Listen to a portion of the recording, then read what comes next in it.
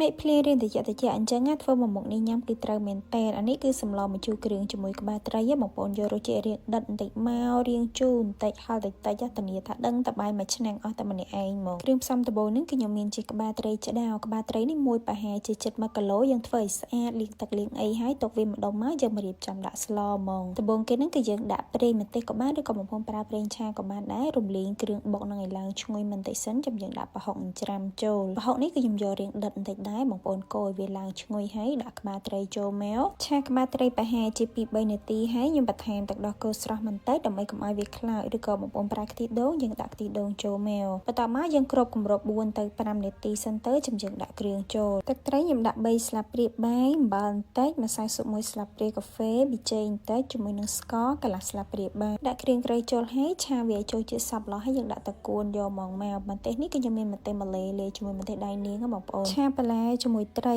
ហើយនឹងគ្រឿងរបស់យើងឲ្យចូលជាតិសព្វល្អបន្តិចមកយើងគ្របទុកប្រហែលជា4ទៅ5នាទីឲ្យឡើងទន់បន្លែបន្តិចបើខ្ញុំដាក់ទឹកចូលសម្រាប់ទឹកគឺយើងយកមកល្មមអត់រាវពេកក៏អត់គោពេកដែរបន្ទាប់មកគឺខ្ញុំដាក់ទឹកអំបិលទុំអានេះខ្ញុំដាក់ចំនួន3ស្លាបព្រាបាយសិនកូរច្បល់ឲ្យវាចូលជាតិសព្វល្អហើយគ្របទុកប្រហែលជា3ទៅ4នាទីទៀតឲ្យឆ្អិនបន្លែឆ្អិនត្រីទៅតែប៉ុណ្្នឹងគឺយើងអាចភ្លក់បានហើយសម្រាប់ខ្ញុំហ្នឹងគឺវារៀងស្ទើរជូរតែចឹងហើយខ្ញុំបន្ថែមទឹកអំបិលទុំ2ស្លាបព្រាបាយទៀតចុងក្រោយគេយើងបង់ម្រះព្រៅចូលហើយអីដែលខ្វះអត់បានគឺទឹកដោះគោស្រស់បងប្អូននេះគឺខ្ញុំដាក់ចំនួនមួយវែកហ្នឹងកូរច្បល់វាតែបន្តិចទៀតទៅសម្លម្ជូរគ្រឿងរបស់យើងគឺរួចរាល់យើងអាចយកទៅញ៉ាំបានហើយសម្រាប់ខ្ញុំគឺខ្ញុំអត់សូវចូលចិត្តប្រើខ្ទិះដូងទេបងប្អូនខ្ទិះដូងញ៉ាំទៅរៀងទ្រាំអញ្ចឹងណាប៉ុន្តែបើថាដាក់ទឹកដោះគោស្រស់អញ្ចឹងស្លចេញមកគឺខ្ទិះឆ្ងាញ់ហ្មងហើយញ៉ាំទៅអត់ឆាប់ទ្រាំទៀតហើយរសជាតិខ្ញុំយករៀងដិតប្រហុកបន្តិចរៀងជូរបន្តិចអញ្ចឹងណាហើយហឹរនឹងហឹរតិចក្នុងនឹងដែរសម្រាប់រសជាតិវិញអត្តនីបងប្អូនគឺឆ្ងាញ់ខ្លាំងហ្មងសំខាន់ញ៉ាំអត់ទ្រាំទេគឺត្រូវមាត់របស់ខ្ញុំខ្លាំងមែនតើហ្មងរបស់ខ្ញុំក៏មានតែប៉ុណ្្នឹងដែរអរគុណច្រើនជួបគ្នានៅវីដេអូក្រោយៗ